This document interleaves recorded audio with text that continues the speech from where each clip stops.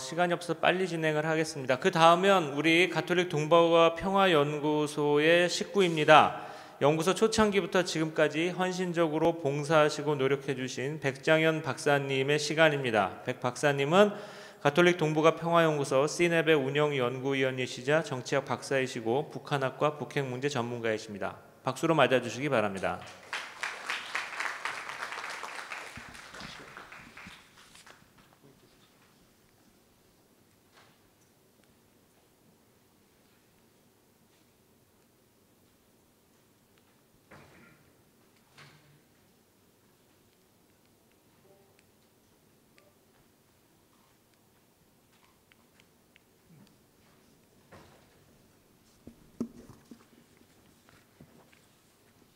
네, 안녕하세요. 반갑습니다. 저는 가톨릭 동북아 평화연구소 운영연구위원으로 있는 백장현입니다.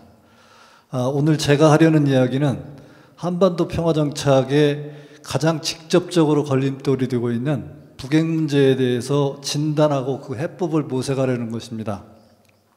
아시다시피 북핵 문제는 한반도 평화와 동북아 평화의 최대 위험 요인으로 작용하고 있습니다. 특히 한국미 입장에서는 2000년 이후 남북한 교류협력으로 분단을 극복한 노력이 이 북핵 사태로 무산된 아픔을 갖고 있습니다. 핵무기 사용이 현실로 나타날 가능성이 점차 커지고 있습니다. 러시아의 푸틴 대통령은 올해 2월 우크라이나 전쟁 초기 미국을 비롯한 나토가 이 전쟁에 개입할 경우 핵무기를 사용할 수 있다고 위협했습니다. 전쟁에서 고전하고 있는 러시아가 궁지에 빠지면 정말 핵무기를 사용할 수 있겠다는 분석이 뒤따르며 핵무기가 상대를 위협하는 용도만 쓰이는 것이라는 기존 관념을 뒤바꾼 충격적인 발언이었습니다. 북한의 김정은 위원장도 지난 4월 인민군 창건 기념식에서 우리 국가의 근본 이익을 침해할 경우 핵무기를 사용할 수 있다고 위협했습니다. 북한이 그간 일관되게 자국의 핵무기 개발이 미국의 핵 위협을 억제하기 위한 방어용이라고 해왔기에 김정은이 선제적 핵 사용 가능성은 매우 중대한 변화입니다. 더욱이 북한은 지난 9월 최고인민회의에서 핵무력 정책법을 채택했는데 핵무기 사용 교리를 선명하게 명시했습니다. 걱정스러운 것은 핵무기 사용 조건 5가지 중에 국가 지도부나 핵무력 지휘부에 대한 공격을 받았을 때만이 아닌 공격이 임박했다고 판단했을 경우에도 포함됐다는 겁니다.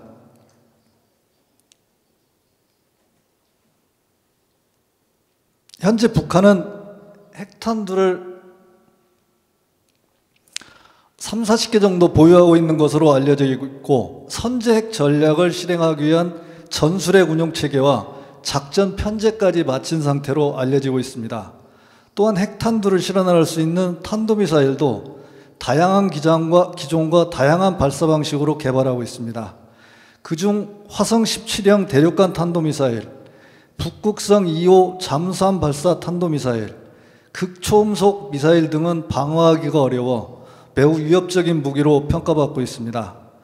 만약 북핵 문제를 이대로 방치할 경우 북한의 핵무기 보유는 기정사실화될 것이며 이는 급속한 핵 확산으로 이어져 기존의 NPT 체제는 무너질 것입니다. 북한의 핵 위협이 현실화될 경우 일본, 한국 등도 자국의 안보 위기를 팔짱 끼고 방치할 리 없기 때문입니다. 피터에이스 시드니 대학 교수에 의하면 일본은 2-3개월 내에, 한국은 2-3년이면 핵개발이 가능하다고 합니다. 그야말로 동북아는 걷잡을 수 없는 핵무기 경쟁으로 진입할 것입니다. 국제사회는 북핵 문제를 해결하기 위해 여러 가지 시도를 했습니다. 1994년 1차 북핵위 때는 미국의 클린턴 행정부가 북한의 영변 핵시설을 폭격하려고 했습니다. 지미 카터 전 대통령이 평양을 방문해 김일성과 담판을 지어 전쟁 위기를 넘겼지만 클린턴 행정부가 폭격을 감행하지 않는 데는 다른 이유가 있었습니다. 전쟁 시뮬레이션 결과가 예상보다 훨씬 참혹했기 때문입니다. 당시 클린턴 행정부가 로스 앨러모스 연구소에 의뢰했던 시뮬레이션에 의하면 개전 초기 3개월 이내에 미군 사망자가 5만에서 10만, 한국군 사망자가 최소 50만, 한국 민간인 피해자가 수백만 명, 재산 피해가 1조 달러에 이른다는 것이었습니다. 미국 같은 민주주의 국가의 최고 지도자가 이런 대규모의 인명 피해가 발생할 전쟁 결행을 하기는 어려웠을 것입니다. 북한을 봉쇄하고 제재를 함으로써 북한이 핵무기를 포기하도록 압박하는 방법도 사용했습니다. 유엔 차원의 경제제재만 하더라도 2006년 이후 11차례 안보리 결의안이 채택되었습니다. 현재 북한에게는 석유 수입 제한, 석탄, 철광석, 납 등 각종 광물 수출 금지, 해산물 석유 수출 금지, 해외 노동자에 대한 노동 허가 금지 등이 이루어지고 있습니다. 더 이상 제재할 품목을 찾기가 어려울 것입니다. 하지만 북한이 핵을 포기할 징후는 없습니다. 동서고금에 경제적 어려움 때문에 안보를 포기한 나라가 있었던가를 생각하면 경제 제재로 북한의 비핵화를 기대하는 건 허망한 것이라 할 수 있겠습니다. 북한과의 협상을 통한 외교적 방법으로 북핵 문제를 풀려는 노력도 기울였습니다. 총 5차례였는데 1992년 1월 남북한이 체결한 한반도 비핵화 공동선언, 1994년 10월 북미 간 제네베 합의, 2005년 9월 남북 미중 러일 육자회담에서 채택한 9.19 공동성명, 그리고 2012년 2월 북미 간 2.29 합의, 2018년 6월 북미 정상회담에서 채택한 싱가포르 합의입니다. 그중 중요한 건 9.19 공동성명과 싱가포르 합의 2개인데 9.19 공동성명의 골자는 북핵 폐기와 북한이 느끼는 안보 위협 해소를 위한 한반도 평화체제 구축, 북미 관계 정상화를 동시에 추진하자는 것이고, 싱가포르 합의문은 1항이 북미 간 적대 관계 청산과 새로운 북미 관계 수립, 2항이 항구적이고 안정적인 평화체제 구축, 3항이 북한의 완전한 비핵화입니다. 두 합의 모두 북한 비핵화와 한반도 평화체제 구축에 필요한 평화협정, 북미 관계 정상화가 동시에 추진되어야 한다는 것입니다. 이것이 현재 북핵 문제에 대한 국제적 합의라고 할 수 있겠습니다. 2019년 2월 하노이 북미 정상 결렬 이후 북핵 문제는 방치되고 있습니다. 하노이담에서 미국은 북한에게 먼저 비핵화의 최종 상태와 그에 이르는 이정표를 요구했고, 북한이 제안했던 영변 핵시설 폐기 이외에 추가로 은닉한 고농축 우라늄 시설 폐기를 압박했습니다. 또한 북한이 기대했던 경제제재의 부분 해제도 핵폐기의 포괄적 청사진이 나오기 전에는 불가하다는 입장이었습니다. 이에 비해 북한은 선제적으로 단행한 핵실험과 미사일 발사 중지에 대한 미국의 상응 조치가 없다며 단계적 상호행동으로 미국의 북한 체제에 대한 안전보장을 요구했습니다. 한미연합 군사훈련과 미국 전략자산의 한반도 배치 중단을 요구하고, 영변 핵시설 폐기의 상응 조치로 경제제재의 해제나 부분 완화를 요구했습니다. 양측의 요구가 접점을 못 찾고 북미 간 협상 타결이 어려운 이유는 미국의 요구사항인 북핵 폐기의 최종 상태인 핵무기, 핵시설, 핵물질 등의 리스트 작성이 어렵기 때문입니다. 이는 2007년 육자회담 당시 북한이 먼저 핵시설 리스트를 제출했지만 진위 논란만 더 커지고 이로 인해 협상이 좌초됐던 것처럼 북미 간에 최소한의 신뢰조차 없다는 점에 기인합니다. 또한 미국 내 여론이 협상 타결의 상수로 자리 잡았습니다. 북한이 제시하는 비핵화 조치가 미국 언론과 의회에서 수긍할 수 있어야만 대통령이 합의문에 사인을 한다는 점이 하노이 회담에서 확인되었습니다. 창의적 해법이 필요합니다. 신뢰가 바닥인 북미 관계에서 단번에 가장 높은 수준의 합의를 이끌어내겠다는 것은 과욕입니다. 따라서 합의가 어려운 부분은 모호한 표현으로 처리하고 추후 북핵 폐기의 실천과 평화 정착 과정에서 차근차근 신뢰를 쌓아가며 보완해야 할 것입니다. 북한이 제안했던 영변 핵시설 폐기 카드를 받아 이를 실행하면서 신뢰를 쌓아나간다면 다음 단계는 빠르게 진행할 수 있을 것입니다. 북한에 대해 쪼개기 전술로 시간을 끌 것이라는 불신을 접고 스냅백 등 보완 조치를 마련해 북핵 폐기 프로세스를 당장 실행해야 합니다.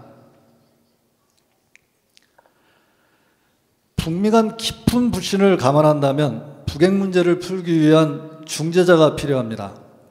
육자회담을 다시 재개할 수도 있겠지만 현재 우크라이나 전쟁으로 미국과 러시아, 중국 사이의 험악한 관계를 감안할 때 당분간 기대하기는 어렵고 대안으로 권위 있는 제3자의 중재를 생각할 수 있습니다. 한반도에서 전쟁 가능성을 없애고 평화를 정착시키는데 우리 가톨릭 교회의 역할이 크다고 생각합니다. 먼저 현재 방치되면서 시간이 흐를수록 악화되고 있는 북핵 문제를 책임 있는 당사자들이 나서서 해결하도록 압박하는 국제 여론이 필요합니다. 가톨릭 교회가 상당한 역할을 할 수 있을 것입니다. 오늘 여기 모인 미국, 한국, 일본, 바티칸 성직자들이 큰 역할을 할 수 있을 것입니다. 특히 미국 내 여론을 불러일으키는 데는 프란치스코 교황님의 말씀 한마디가 큰 영향을 미칩니다. 평화의 소명을 가진 가톨릭 교회는 북핵을 비롯한 모든 핵 문제 해결을 위해 그랜드 비전, 즉 핵 문제 해결의 청사진과 로드맵을 제시해야 합니다. 먼저 단기적으로 북핵 문제 해법을 제시해야 합니다. 북핵 문제는 군사적 방법이나 경제 제재로 풀 수 없다는 점을 명확히 해야 합니다. 9.19 공동성명과 싱가포르 합의문에 기초한 외교적 방법으로 신속히 해결해야 한다는 점을 지적해야 합니다. 중기적으로는 동북아시아를 비핵지대로 만들어야 합니다. 올해 8월 일본 나가사키 원폭 기념식에서 다우에 도미사 나가사키 시장이 제안했던 방법이 올바른 해법이라고 생각합니다. 다우에 시장은 동북아 지역의 공식 핵 보유국인 미국, 중국, 러시아가 핵 비보유국인 일본, 남한, 북한, 몽골 등에게 핵무기를 선제 사용하지 않고 안보 위협을 가하지 않겠다고 약속한 뒤 이를 유엔이 보장하는 조약을 체결하자고 했습니다. 그리고 미중, 러일, 남북한 6개국이 안보 정상회의를 제도화시켜 동북아 안보 구상을 만들고 이를 바탕으로 한반도와 동북아의 평화를 정착시키자고 합니다. 다우의 시장의 제안을 우리 가톨릭 교회가 받아들이면 좋겠다는 생각입니다. 장기적으로는 핵무기 없는 세상을 만들어야 합니다. 이는 프란치스코 교황님이 누차 역설했던 것이기도 합니다. 교황님은 2019년 11월 히로시마 방문했을 때 핵무기 보유 자체를 범죄 행위로 규정하고 세계 각국에 핵무기 금지 조약을 비준하라고 촉구했습니다. 핵무기 금지 조약은 NPT와 달리 핵 보유국, 비보유국을 막론하고 핵무기를 모두 가질 수 없게 하는 조약입니다. 버락 오바마 대통령도 2009년 4월 프라하에서 핵무기 없는 세상을 주창했던 적이 있습니다. 올해 1월에는 미, 러, 중, 영프 유엔 안보리 상임이사국들이 핵전쟁 방지 공동성명을 냈습니다. 모든 국가들이 협력해 핵무기 없는 세상이라는 궁극적 목표를 위해 노력하자는 것이었습니다. 장기적으로 핵무기 없는 세상을 만들자는 것은 누구나 동의할 수 있는 비전입니다. 바티칸이 북미회담을 중재할 수도 있을 것입니다. 미국과 쿠바 사이 국교 정상화를 이루는데 프란치스코 교황님을 비롯한 바티칸의 외교력이 큰 역할을 한 것으로 알려져 있습니다. 도덕적 권위가 있는 바티칸이 신뢰가 바닥인 북미 사이를 중재할 수 있을 것입니다. 조금 전 유흥식 추기경님이 말씀했듯이 프란치스코 교황님이 방송 인터뷰에서 다시 북한 방문을 하시겠다는 의지를 피력한 바 있습니다. 교황님의 방북은 북한을 개방시키고 비핵화하는 데 분수령이 될 매우 큰 사건이 될 것입니다. 요 근래 한반도의 군사적 긴장이 급속히 높아지고 있습니다. 서로 상대방 탓을 하며 미사일 발사와 한미일 군사훈련으로 긴장을 높이고 있습니다. 어제는 북한의 중거리 미사일 IRBM 발사에 대응해서 철수하려던 로널드 레이건 항공모함이 다시 동해로 돌아가 군사훈련을 다시 한다는 발표가 있었습니다. 언제 어떤 불행한 사태가 발생할지 알 수 없는 매우 긴박한 상황입니다. 한반도 평화, 동북아 평화, 나아가 세계 평화의 주춧돌이들 북한의 비핵화에 우리 가톨릭 공동체가 이력을 했으면 하는 간절한 소망을 말씀드리며 제 발제를 마치겠습니다. 경청해 주셔서 감사합니다. Thanks for listening.